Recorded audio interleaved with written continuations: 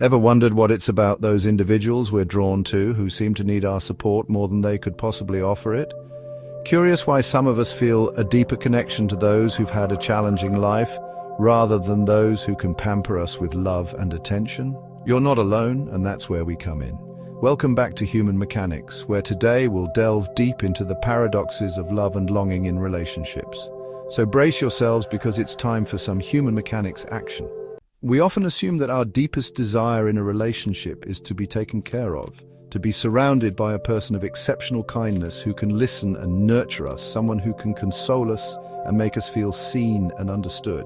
Well, that's partially true, but it overlooks an equally strong and somewhat paradoxical desire amongst some of us.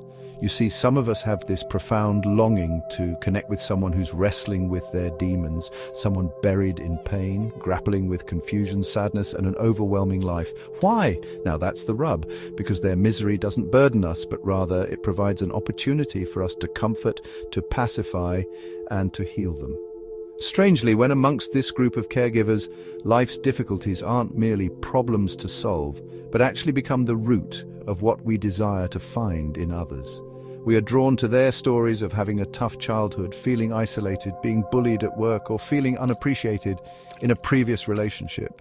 These aren't just relating points, they are defining factors in our emotional investment.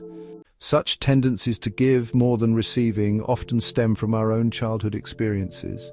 Receiving assistance seems more challenging than providing it, but here's the punchline.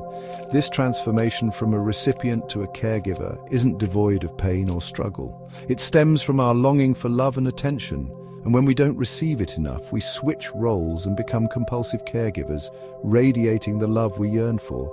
If we trace back our urge to help others, with teddy bears as our first patients and then friends, our wish to be nurtured slowly transforms into the pleasure of healing others. However, this transition can lead to unease when the roles reverse. A simple statement like, "Let me take care of you today," can set off alarms in our heads, not because we don't crave this care deep down, but because its absence has turned it into something alien and frightening. The key, though, to navigating this cul-de-sac of emotions is first recognizing and accepting our fears. We might perceive ourselves as altruistic, but scratch the surface and you'll reveal a more complex character, one that doesn't merely lack reciprocation, but actively resents it. But never fear, our journey doesn't end there. Real maturity, we'll eventually learn, is as much about our capacity to receive as it is to give.